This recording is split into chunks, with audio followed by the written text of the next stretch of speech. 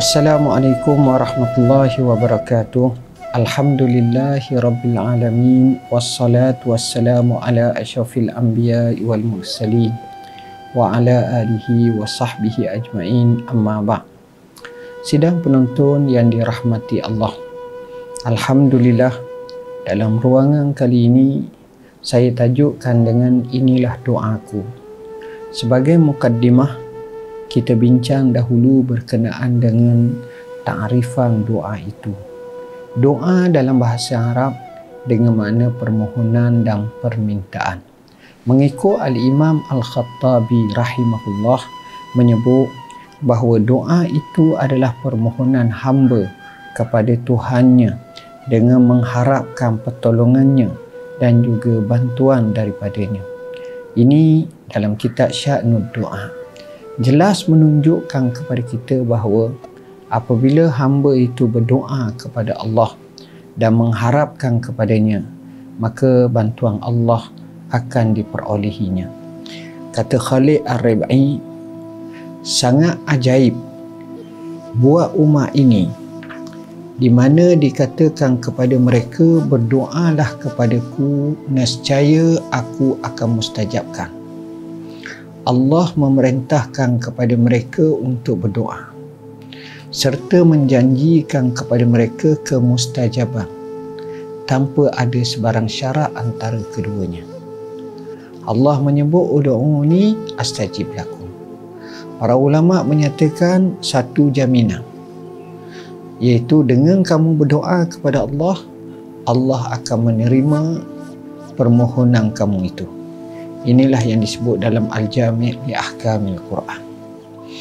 Apa yang membawa kepada ketidakbaikan, tak kala seseorang itu merasa takabur, merasa sombong untuk berdoa kepada Allah.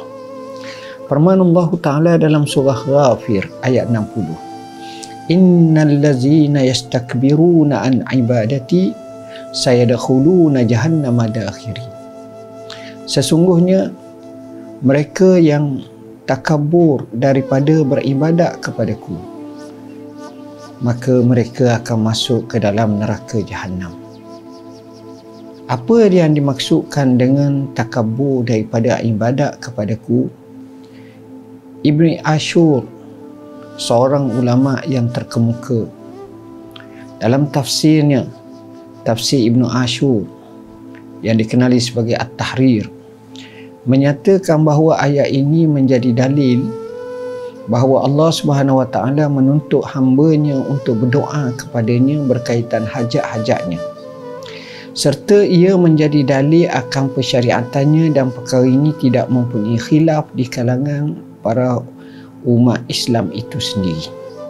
Ini penting untuk di mana kita diterima oleh Allah doa, dengan syarat kita sentiasa berdoa kepada Allah dan kita tidak takabur dengan enggan berdoa kepada Allah.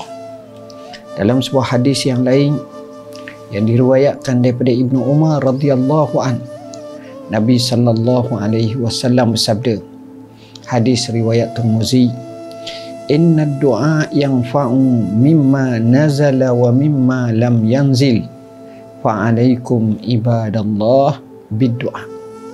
Sesungguhnya doa itu bermanfaat terhadap apa yang telah diturunkan dan apa yang belum diturunkan. Allah turun dah bala, maka ada manfaat. Allah tak turun lagi bala, maka ada manfaat dengan sebab doa. Oleh itu hendaklah kamu berdoa, wahai hamba Allah. Hendaklah kita berdoa. Kerana apa? Kerana doa ini adalah hal yang diperintahkan oleh Allah, oleh Rasulnya sallallahu alaihi wasallam. Hatta Imam Nawawi sendiri menyebut dalam kitab Al-Azkar berapa banyak dalam zikiran yang diajar antaranya doa-doa. Dan para ulama lain seperti Al-Imam Al-Baihaqi yang menyebut dalam Sya'nud Doa, dan ramai lagi para ulama. Dalam menghadapi musibah, doa dan permohonan kepada Allah mampu menolong seseorang untuk menghadapinya. Ibn Qayyim dalam kitabnya Al-Jawab Al-Kafi menyebut bahawa doa merupakan ubat yang paling bermanfaat. Ia merupakan musuh bagi musibah. Ia dapat mengubati dan mengatasinya, mencegah turunnya musibah atau mengangkatnya atau meringankannya. Ia merupakan senjata bagi orang yang beriman. Benarlah sabda Rasulullah sallallahu alaihi wasallam, ad-du'a silahul mu'min. Doa itu menjadi senjata bagi orang yang beriman.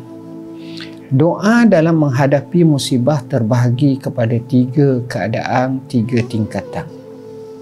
Macam mana kita nak hukum berkenaan dengan musibah yang berlaku? Kalau kita sekarang ini pandemik COVID-19 atau apa-apa musibah wal-iyazabillah, bagaimana kedudukan doa ketika musibah itu? Ada 3 keadaan atau 3 tingkatan. Pertama, doa lebih kuat dari musibah, maka ia dapat mengusirnya. Dengan pergantungan, dengan harapan, dengan munajat, dengan ikhtiar yang disertakan mengambil hukum sebab, maka doa yang dipohong itu ada kemungkinan besar dia boleh mengatasi musibah, maka doa itu menjadi pemberat. Benarlah sabda Rasulullah sallallahu alaihi wasallam, la yuraddul qada illa bidu'a. Tidak ditolak qada daripada Allah melainkan dengan kita doa. Kerana doa yang kita cetuskan, yang kita rintihkan, yang kita munajatkan daripada Allah Subhanahu wa taala sebenarnya adalah doa yang datang daripada kehendak Allah, sehingga mengilhamkan kepada kita, memberikan sentakan kepada kita. Saat kita menerima musibah, kita tetap menyatakan bahawa Allah tetap ada. Akhirnya kita lantungkan doa, kita rintihkan doa, kita panjatkan doa, kita rafakkan doa, makanya Allah menjawab astajib lakum. Kedua, doa lebih lemah dari musibah, maka musibah dapat mengalahkannya sehingga seorang itu ditimpa musibah. Akan tetapi boleh jadi doa dapat meringankannya walaupun doanya lemah. Kadang-kadang kita kata kepada keluarga kita ketika mahu melangkah bagi langkahan pertama untuk musafir, jom mari kita berdoa. Lalu keluarga ini pun berdoalah, Bismillah, tawakkalna ala Allah, wala hawla wala quwwata illa billah. Akhirnya dalam perjalanan, dengan doa yang mereka panjatkan itu berlaku aksiden. Boleh jadi walaupun dianggap doa itu lemah, tetapi dengan sebab aksiden tersebut, pada hukum kita seolah-olah musibah itu tetap berlaku. Tetapi di sana kita tidak mengetahui bahawa boleh jadi dengan doa tersebut sepatutnya mungkin berlaku kemalangan jiwa, tetapi disisihkan oleh Allah Subhanahu wa taala hanya cedera ringan, hanya beberapa orang sahaja yang cedera. Maka begitulah kaitan antara doa, sekalipun lemah, maka itu adalah hikmatullah untuk kita berdoa. Yang terakhir, keduanya saling berlawanan antara satu sama lain, saling mencegah terjadinya pada orang tersebut.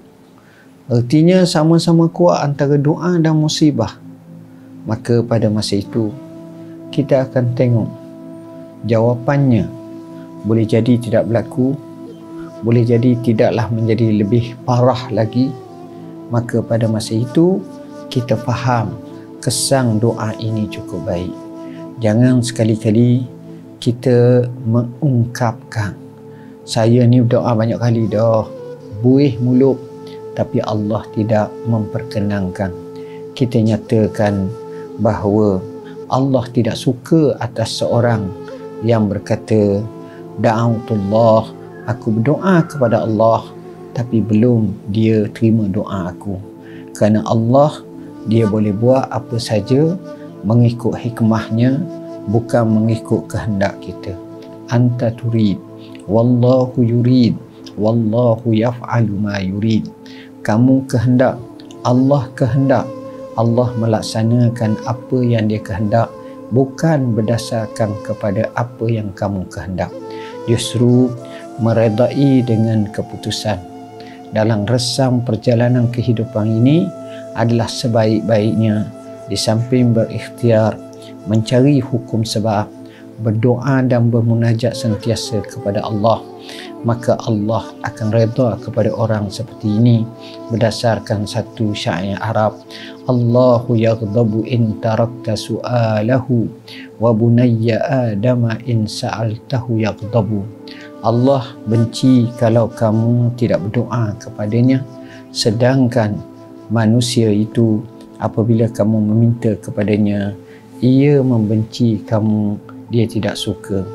InsyaAllah saya akan bincangkan bab doa dalam tajuk Inilah Doaku satu persatu, dan setiap episod akan dihuraikan satu persatu. Mudah-mudahan kita akan melazimi doa. Sekian aku qauli hadza wa astaghfirullahal azim li wa lakum. Wassalamu alaikum warahmatullahi wabarakatuh.